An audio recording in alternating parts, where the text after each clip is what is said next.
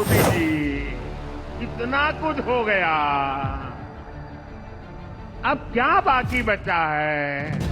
अरे जरा अब तो आराम करो। लेकिन ऐसे लोग भूल जाते हैं।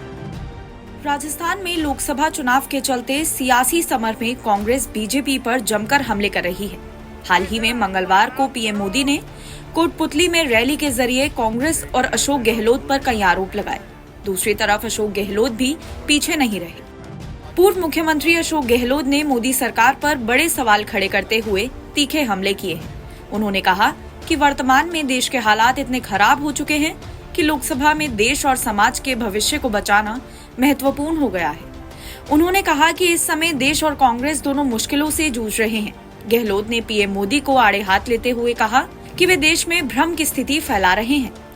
गहलोत ने मोदी सरकार पर बड़ा हमला करते हुए सवाल खड़ा किया। उन्होंने आशंका जताई कि यदि बीजेपी फिर से सरकार में आई तो संविधान में बदलाव कर सकती है। उन्होंने आरक्षण समाप्त करने को लेकर भी संभावना जताई है। बता दें कि नागौर की भाजपा प्रत्याशी ज्योति मिर्धा का संविधान में बदलाव को लेकर बयान का एक वीडियो काफी वायरल हो रहा है। इसको लेकर हनुमान बेनीवाल और पूर्व मंत्री प्रताप सिंह खाचरियावास ने भी भाजपा पर जमकर हमला बोला है। दोनों जो हमारे सदन है, लोकसभा और राज्यसभा दोनों की उसके अंदर अमल चाहिए होती है। लोकसभा में आज भारतीय जनता पार्टी और एनडीए का प्रचंड बहुमत है, उसमें कोई कमी नहीं है। लेकिन राज्यसभा में आज भी हमारी मेजोरिटी है। अगर इस बार तीसरी बार एनडीए की सरकार आती है। ज्योति मिर्धा के बयान के बाद कांग्रेस इसका मतलब संविधान में बदलाव करने और आरक्षण को समाप्त करने से जोड़कर देख रही है। गहलोत लगातार मोदी सरकार पर कई बड़े हमले बोल रहे हैं। इलेक्टोरल बॉन्ड को लेकर भी उन्होंने बीजेपी सरकार को जमकर निशाना बनाया है। जोधपुर में गहलोत ने कहा कि देश के हालात बुरे दौर से गुजर रहे हैं। उन्होंने कहा कि भाजपा ने 10 सालों में देश की स्थिति बेहद खराब कर दी है, इसलिए लोकसभा चुनाव में देश, समाज और लोकतंत्र को बचाए रखने के लिए लोगों को महत्वपूर्ण निर्णय करना होगा। उन्होंने भाजपा सांसदों पर निशाना लगाते हुए कहा कि पीएम मोदी और अमित शाह से ये लोग इतने भयभीत हैं कि पहले 10 सालों से राज्य के हितों के लिए ये कोई वकालत नहीं कर रहे हैं।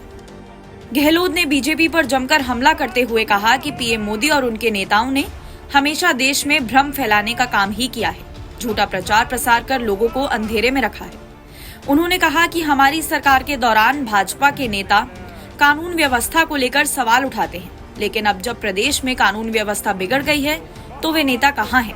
उन्होंने कहा कि राजस्थान में आए दिन बलात्कार की घटना हो रही है, ये भाजपा नेताओं को नहीं दिख रही है क्या?